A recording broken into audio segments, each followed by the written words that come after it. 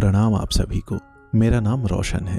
दोस्तों, आज मैं आपके लिए लेकर आया हूँ मुंशी प्रेमचंद जी की लिखी एक बेहद लोकप्रिय कहानी जिसका शीर्षक है क्षमा। तो आइए शुरू करते हैं कहानी का पाठ। मुसलमानों को स्पेन देश पर राज्य करते कई शताब्दियां बीत चुकी थी। कलीसियाओं की जगह मस्जिदें बनाई जाती थी, घंटों की जगह अजान की आवाजें सुनाई देती थी।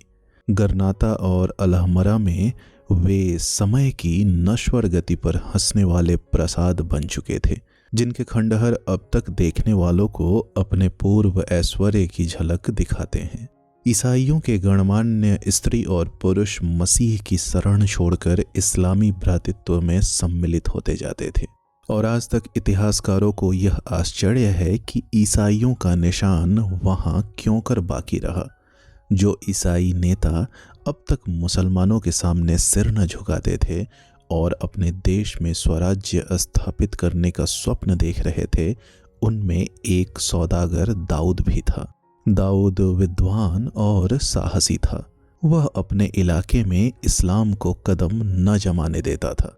दीन और निर्धन ईसाई विद्रोही देश के अन्य प्रांतों से आकर उसके शरणागत होते थे और वह बड़ी उदारता से उनका पालन पोषण करता था। मुसलमान दाऊद से सशंक रहते थे। वे धर्म बल से उस पर विजय न पाकर उसे अस्त्र बल से परास्त करना चाहते थे, पर दाऊद कभी उनका सामना न करता। हाँ, जहाँ कहीं ईसाइयों के मुसलमान होने की खबर पाता, हवा की तरह पहुंच जाता और तर्क या विनय से उन्हें अपने धर्म पर अचल रहने की प्रेरणा देता।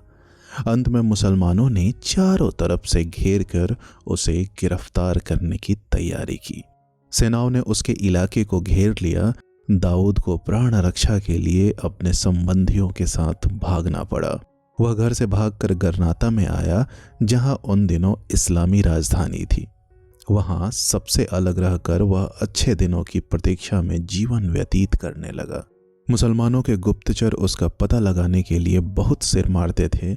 उसे पकड़ लाने के लिए बड़े बड़े इनामों की विज्ञप्ति निकाली जाती थी, पर दाऊद की टोह न मिलती थी। एक दिन एकांतवास से उकताकर दाऊद गरनाता के एक बाग में सैर करने चला गया।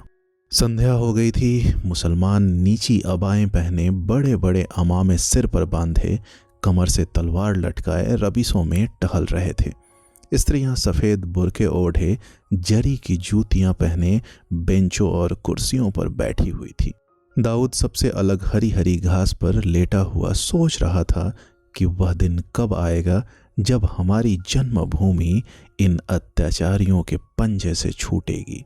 वह अतीत काल की कल्पना कर रहा था जब ईसाई स्त्री और पुरुष इन रबिशों में टहलते होंगे, जब यह स्थान ईसाइयों के परस्पर वाग विलास से गुलजार होगा। सहसा एक मुसलमान युवक आकर दाऊद के पास बैठ गया। वह उसे सिर से पांव तक अपमान सूचक दृष्टि से देखकर बोला, क्या अभी तक तुम्हारा हृदय इस्लाम की ज्योति से प्रकाशित नहीं हुआ? दाऊद ने गंभीर भाव से कहा, इस्लाम की ज्योति पर्वत श्रृंगों को प्रकाशित कर सकती है, अंधेरी घाटियों में उसका प्रवेश नहीं हो सकता। उस मुसलमान अरब का नाम जमाल था। यह आक्षेप सुनकर तीखे स्वर में बोला, इससे तुम्हारा क्या मतलब है? दाऊद बोला, इससे मेरा मतलब यही है कि ईसाइयों में जो लोग उच्च श्रेणी के हैं, वे जागीरों और राज्य अधिकारों के लोभ तथा राजदंड के भय से इस्लाम की शरण में आ सकते हैं, पर दुर्बल और दीन ईसाइयों के लिए इस्लाम में वह आसमान की बादशाहत कहाँ है जो हजरत मसीह के दामन में उन्हें नसीब होगी।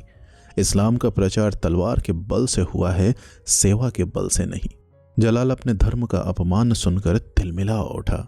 गर्म होकर बोला, यह सर्वथा मिथ्या है।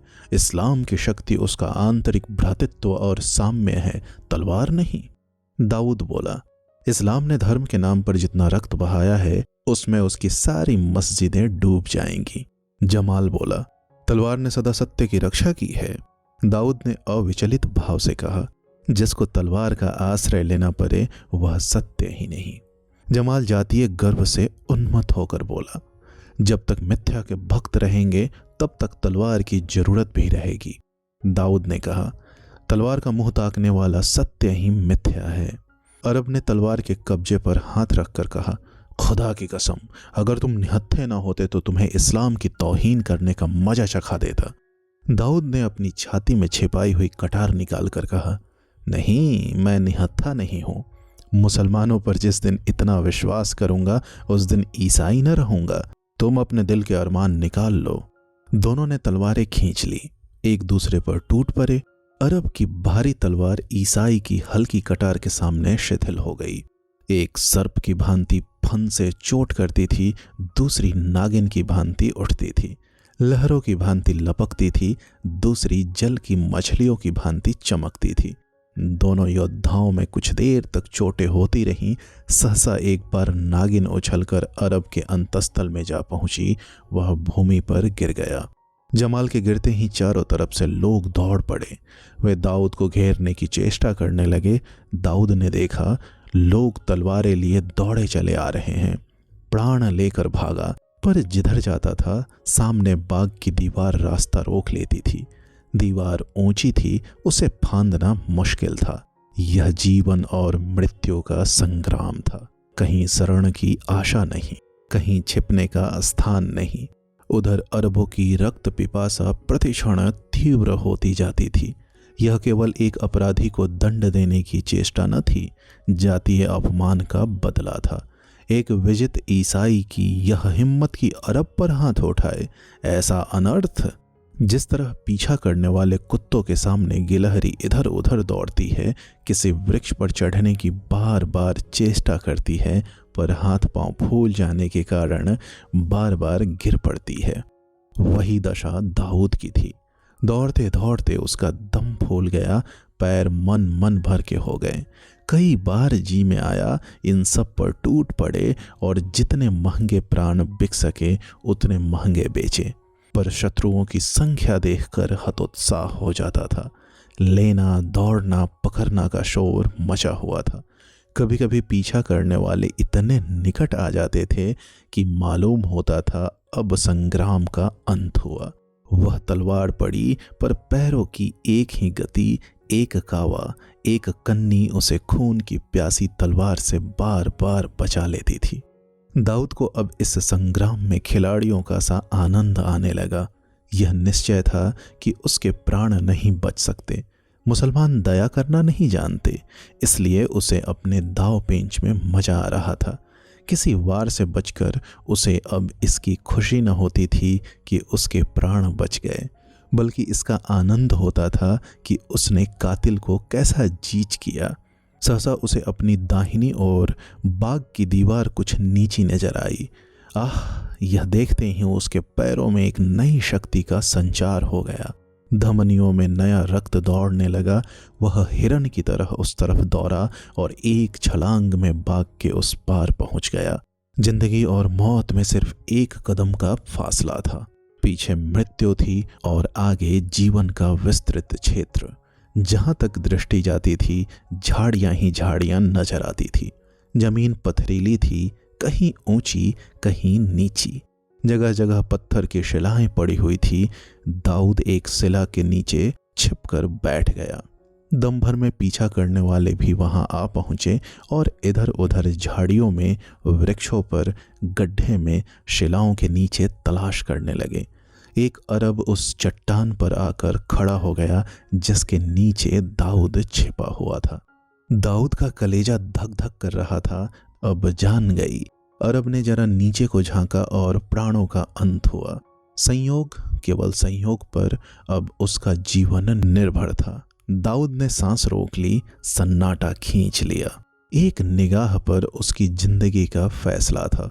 जिंदगी और मौत में कितना सामीप्य है, मगर अरबों को इतना अवकाश कहाँ था कि वे सावधान होकर शिला के नीचे देखते। वहां तो हत्यारे को पकड़ने की जल्दी थी। दाऊद के सिर से बला टली। वे इधर उधर ताक झांक कर आगे बढ़ गए। अंधेरा हो गया था। आकाश में तारागण निकल आए और तारों के साथ दाऊद भी शिला के नीचे से निकला। लेकिन देखा उस समय भी चारों तरफ हलचल मची हुई है। शत्रुओं का दल मशाले लिए झाड़ियों में घूम रहा है। नाकों पर भी पहरा है। कहीं निकल भागने का रास्ता नहीं है। दाऊद एक वृक्ष के नीचे खड़ा होकर सोचने लगा कि अब क्यों कर जान बचे। उसे अपनी जान की वैसी परवाह न थी, वह जीवन के सुख दुख सब भोग चुका था। अगर उसे जीवन की लालसा थी तो केवल यही देखने के लिए कि इस संग्राम का अंत क्या होगा। मेरे देशवासी हतोत्साह हो जाएंगे या अदम्य धैर्य के साथ संग्राम क्षेत्र में अटल रहेंगे। जब रात अधिक बीत गई और शत्रुओं की घातक चेष्टा कुछ कम न होती दिख पड़ी तो दाऊद खुदा का नाम लेकर झाड़ियों में से निकला और दबे पांव वृक्षों की आड़ में आदमियों की नज़र बचाता हुआ एक तरफ को चला। वह इन झाड़ियों से निकलकर बस्ती में पहुंच जाना चाहता था। निर्जनता किसी की आड़ नहीं कर सकती। बस्ती का जनबाहुल्य स्वयं आड़ है। कुछ दूर तक तो दाऊद के मार्ग में कोई बाधा न उपस्थित हुई। वन के वृक्षों ने उसकी रक्षा की, किंतु जब वह असमतल भूमि से निकलकर समतल भूमि पर आया तो एक अरब की निगाह उस पर पड़ गई। उसने ललकारा, दाऊद भागा, कातिल भागा जाता है। यह आवाज हवा में एक ही बार गूंजी और क्षण भर में चारों तरफ से अरबों ने उसका पीछा किया। सामने बहुत दूर तक आदमी का नामो निशान न था। बहुत दूर पर एक धुंधला सा दीपक टिमटिमा रहा था। किसी तरह वहां तक पहुंच जाऊं। वह उस दीपक की ओर इतनी तेजी से दौड़ रहा था मानो वहां पहुंचते ही अभय पा जाएगा। आशा उसे उड़ाए लिए जाती थी। अरबों का समूह पीछे छूट गया। मशालों की ज्योति निष्प्रभ हो गई। केवल ताड़ागण उसके साथ दौड़े चले आते थे। अंत को वह आशामय दीपक के सामने आ पहुंचा। एक छोटा सा फूस का मकान था। एक बूढ़ा अरब जमीन पर बैठा हुआ रेहल पर कुरान रखे उसी दीपक के मंद प्रकाश से पढ़ रहा था। दाऊद आगे न जा सका। उसकी हिम्मत ने जवाब दे दिया। वह वहीं शिथिल होकर गिर पड़ा। रास्ते की थकन घर पहुंचने पर मालूम होती है। अरब ने उठकर कहा, तू कौन है? दाऊद बोला, एक गरीब ईसाई, मुसीबत में फंस गया हूं। अब आप ही शरण दें तो मेरे प्राण बच सकते हैं। अरब ने कहा, खुदा पाक तेरी मदद करेगा। तुम पर क्या मुसीबत पड़ी हुई है? दाऊद ने कहा, डरता हूं कहीं कह दूं तो आप भी मेरे खून के प्यासे न हो जाएं। अरब बोला, अब तू मेरी शरण में आ गया तो तुझे मुझसे कोई शंका न होनी चाहिए। हम मुसलमान हैं। जिसे एक बार अपनी शरण में ले लेते हैं उसकी जिंदगी भर रक्षा करते हैं। दाऊद ने कहा, मैंने एक मुसलमान युवक की हत्या कर डाली है। वृद्ध अरब का मुख क्रोध से विकृत हो गया। वह बोला, उसका नाम? दाऊद ने कहा, उसका नाम जमाल था। अरब सिर पकड़कर वहीं बैठ गया। उसकी आंखें सुर्ख हो गईं, गर्दन की नसें तन गई, मुख पर अलौकिक तेजस्विता की आभा दिखाई दी। नथुने फड़कने लगे। ऐसा मालूम होता था कि उसके मन में भीषण द्वंद्व हो रहा है और वह समस्त विचार शक्ति से अपने मनोभावों को दबा रहा है। 2-3 मिनट तक वह इसी उग्र अवस्था में बैठा धरती की ओर ताकता रहा। अंत में अवरुद्ध कंठ से बोला, नहीं नहीं, शरणागत की रक्षा करनी ही पड़ेगी। आह जालिम, तू जानता है मैं कौन हूँ? मैं उसी युवक का अभागा पिता हूँ जिसकी आज तूने इतनी निर्दयता से हत्या की है। तू जानता है तूने मुझ पर कितना बड़ा अत्याचार किया है। तूने मेरे खानदान का निशान मिटा दिया है, मेरा चिराग गुल कर दिया। आह, जमाल मेरा इकलौता बेटा था। मेरी सारी अभिलाषाएं उसी पर निर्भर थी। वह मेरी आंखों का उजाला, मुझ अंधे का सहारा, मेरे जीवन का आधार, मेरे जर्जर शरीर का प्राण था। अभी अभी उसे कब्र की गोद में लेटा आया हूँ। आह, मेरा शेर आज खाक के नीचे सो रहा है। ऐसा दिलेर, ऐसा दीनदार, ऐसा सजीला जवान मेरी कौम में दूसरा न था। जालिम, तुझे उस पर तलवार चलाते जरा भी दया न आई? तेरा पत्थर का कलेजा जरा भी न पसीजा? तू जानता है मुझे इस वक्त तुझ पर कितना गुस्सा आ रहा है। मेरा जी चाहता है कि अपने दोनों हाथों से तेरी गर्दन पकड़कर इस तरह दबाऊं कि तेरी जबान बाहर निकल आए, तेरी आंखें कौड़ियों की तरह बाहर निकल पड़े। पर नहीं, तूने मेरी शरण ली है। कर्तव्य मेरे हाथों को बांधे हुए है, क्योंकि हमारे रसूल पाक ने हिदायत की है कि जो अपनी पनाह में आए उस पर हाथ ना उठाओ। मैं नहीं चाहता कि नबी के हुक्म को तोड़कर दुनिया के साथ अपनी आकबत भी बिगाड़ लूं। दुनिया तूने बिगाड़ी, दीन अपने हाथों बिगाड़ूं? नहीं, सब्र करना मुश्किल है, पर सब्र करूंगा ताकि नबी के सामने आंखें नीची न करनी पड़े। आ घर में आ, तेरा पीछा करने वाले दौड़े आ रहे हैं। तुझे देख लेंगे तो फिर मेरी सारी मिन्नत समाजत तेरी जान न बचा सकेगी। तू नहीं जानता कि अरब लोग खून कभी माफ नहीं करते। यह कहकर अरब ने दाऊद का हाथ पकड़ लिया और उसे घर में ले जाकर एक कोठरी में छिपा दिया। वह घर से बाहर निकला ही था कि अरबों का एक दल द्वार पर आ पहुंचा। एक आदमी ने पूछा, क्यों शेख हसन, तुमने इधर से किसी को भागते देखा है? हाँ देखा है। उसे पकड़ क्यों न लिया? वही तो जमाल का कातिल था। यह जानकर भी मैंने उसे छोड़ दिया। गजब खुदा का, यह तुमने क्या किया? जमाल हिसाब के दिन हमारा दामन पकड़ेगा तो हम क्या जवाब देंगे? तुम कह देना कि तेरे बाप ने तेरे कातिल को माफ कर दिया। अरब ने कभी कातिल का खून नहीं माफ किया। यह तुम्हारी जिम्मेदारी है, मैं उसे अपने सिर क्यों लूं? अरबों ने शेख हसन से ज्यादा हुज्जत न की, कातिल की तलाश में दौड़े। शेख हसन फिर चटाई पर बैठकर कुरान पढ़ने लगा, लेकिन उसका मन पढ़ने में न लगता था। शत्रु से बदला लेने की प्रवृत्ति अरबों की प्रवृत्ति में बदमूल होती थी। खून का बदला खून था, इसके लिए खून की नदियां बह जाती थी। कबीले के कबीले मर मिटते थे, शहर के शहर वीरान हो जाते थे। इस प्रवृत्ति पर विजय पाना शेख हसन को असाध्य सा प्रतीत हो रहा था। बार बार प्यारे पुत्र की सूरत उसकी आंखों के आगे फिरने लगती थी। बार बार उसके मन में प्रबल उत्तेजना होती थी कि चलकर दाऊद के खून से अपने क्रोध की आग बुझाऊं। अरब वीर होते थे, कटना मरना उनके लिए कोई असाधारण बात न थी। मरने वालों के लिए वे आंसुओं की कुछ बूंदें बहाकर फिर अपने काम में प्रवृत्त हो जाते थे। वे मृत व्यक्ति की स्मृति को केवल उसी दशा में जीवित रखते थे जब उसके खून का बदला लेना होता था। अंत को शेख हसन अधीर हो उठा। उसको भय हुआ कि अब मैं अपने ऊपर काबू नहीं रख सकता।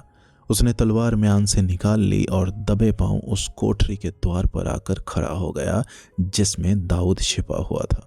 तलवार को दामन में छिपाकर उसने धीरे से द्वार खोला। दाऊद टहल रहा था। बूढ़े अरब का रौद्र रूप देखकर दाऊद उसके मनोवेग को ताड़ गया। उसे बूढ़े से सहानुभूति हो गई। उसने सोचा, यह धर्म का दोष नहीं, जाति का दोष नहीं। मेरे पुत्र की किसी ने हत्या की होती तो कदाचित मैं भी उसके खून का प्यासा हो जाता। यही मानव प्रकृति है। अरब ने कहा, दाऊद, तुम्हें मालूम है कि बेटे की मौत का कितना गम होता है? दाऊद ने कहा, इसका अनुभव तो नहीं, पर अनुमान कर सकता हूँ। अगर मेरी जान से आपके उस गम का एक हिस्सा भी मिट सके तो लीजिए, यह सिर हाजिर है। मैं इसे शौक से आपकी नजर करता हूँ। आपने दाऊद का नाम सुना होगा। अरब ने कहा, क्या पीटर का बेटा? दाऊद बोला, जी हाँ, मैं वही बदनसीब दाऊद हूँ। मैं केवल आपके बेटे का घातक ही नहीं, इस्लाम का दुश्मन हूँ। मेरी जान लेकर आप जमाल के खून का बदला ही न लेंगे, बल्कि अपनी जाति और धर्म की सच्ची सेवा भी करेंगे। शेख हसन ने गंभीर भाव से कहा, दाऊद, मैंने तुम्हें माफ किया। मैं जानता हूँ मुसलमानों के हाथ ईसाइयों को बहुत तकलीफें पहुंची हैं। मुसलमानों ने उन पर बड़े बड़े अत्याचार किए हैं, उनकी स्वाधीनता हर ली है, लेकिन यह इस्लाम का नहीं, मुसलमानों का कसूर है।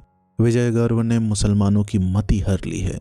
हमारे पाक नबी ने यह शिक्षा नहीं दी थी जिस पर आज हम चल रहे हैं। वह स्वयं क्षमा और दया का सर्वोच्च आदर्श है। मैं इस्लाम के नाम को बट्टा न लगाऊंगा। मेरी ऊँटनी ले लो और रातों रात जहां तक भागा जाए भागो। कहीं एक क्षण के लिए भी न ठहरना। अरबों को तुम्हारी बू भी मिल गई तो तुम्हारी जान की खैरियत नहीं। जाओ, तुम्हें खुदाए पाक घर पहुंचावे। बूढ़े शेख हसन और उसके बेटे जमाल के लिए खुदा से दुआ किया करना। दाऊद खैरियत से घर पहुंच गया, किंतु अब वह दाऊद न था जो इस्लाम को जड़ से खोदकर फेंक देना चाहता था। उसके विचारों में गहरा परिवर्तन हो गया था। अब वह मुसलमानों का आदर करता है और इस्लाम का नाम इज्जत से लेता था। दोस्तों, उम्मीद करता हूँ यह कहानी आपको पसंद आई होगी। ऐसी ही ढेरों कहानियाँ सुनने के लिए आप हमसे जुड़े रहें। बहुत बहुत धन्यवाद।